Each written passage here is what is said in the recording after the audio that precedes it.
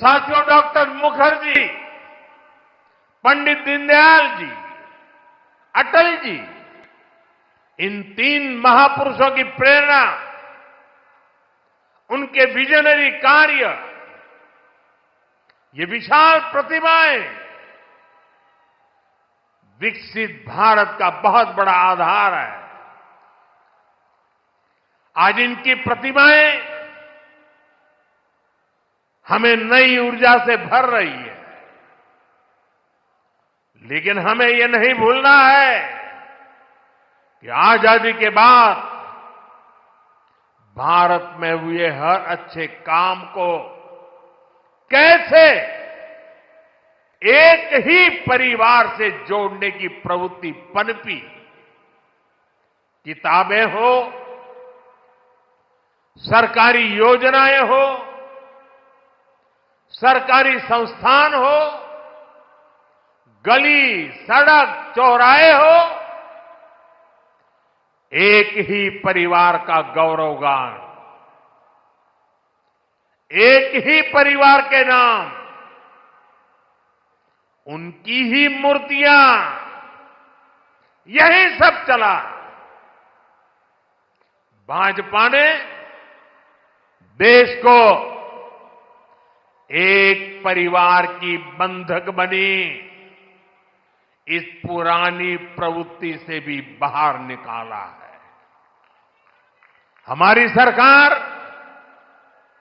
मां भारती की सेवा करने वाली हर अमर संतान,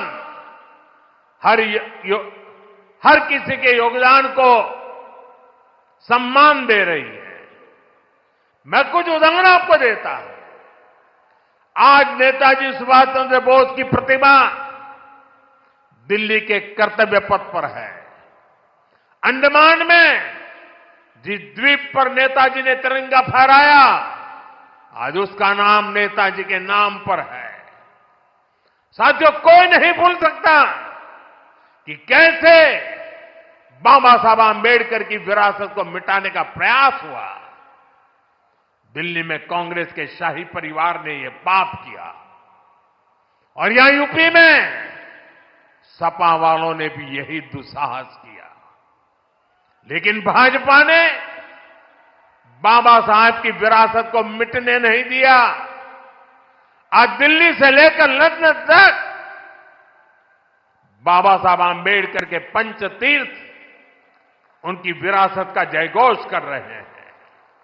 साथियों, सरदार वल्लभ भाई पटेल ने सैकड़ों रियासतों में बटे हमारे देश को एक किया था, लेकिन आजादी के बाद उनके काम और उनके कद दोनों को छोटा करने का प्रयास किया गया। ये भाजपा है जिसने सरदार साहब को वो मान सम्मान दिया जिसके वो हकदार थे। भाजपा ने ही सरदार पटेल की विश्व की सबसे ऊंची प्रतिमा बनाई, एकता नगर के रूप में एक प्रेरणा स्थली का निर्माण किया।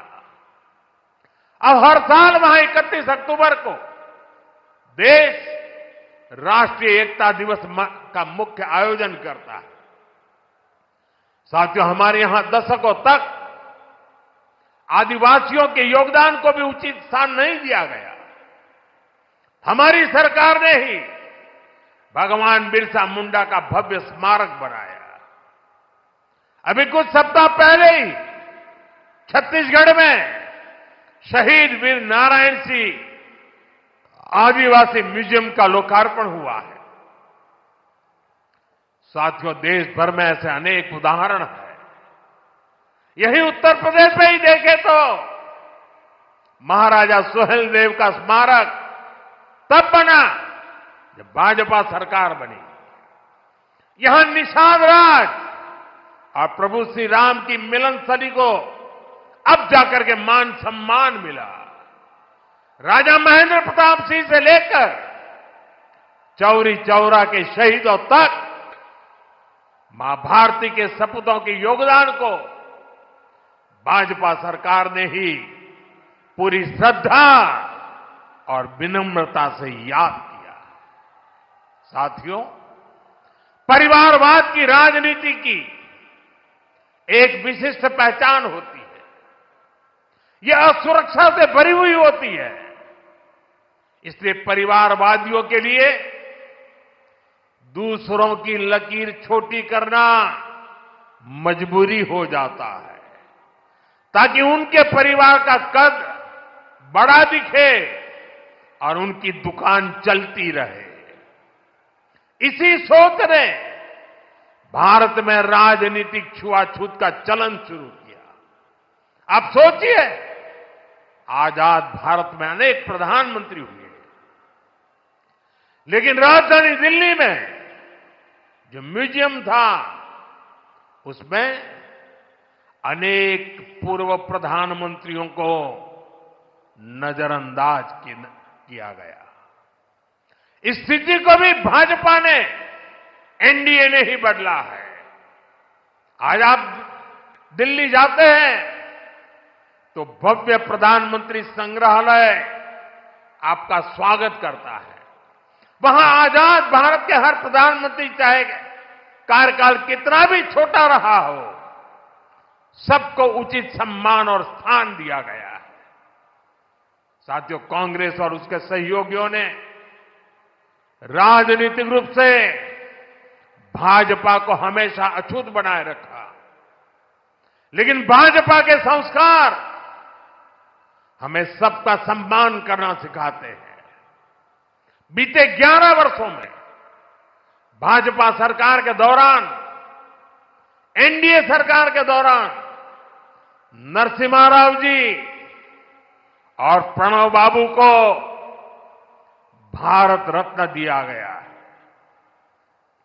ये हमारी सरकार है जिसने मुलायम सिंह यादव जी और तरुण गोगोई जी जैसे अनेक नेताओं को राष्ट्रीय पुरस्कारों से सम्मानित किया है। कांग्रेस से, यहां समाजवादी पार्टी से कोई भी ऐसी उम्मीद तक नहीं कर सकता।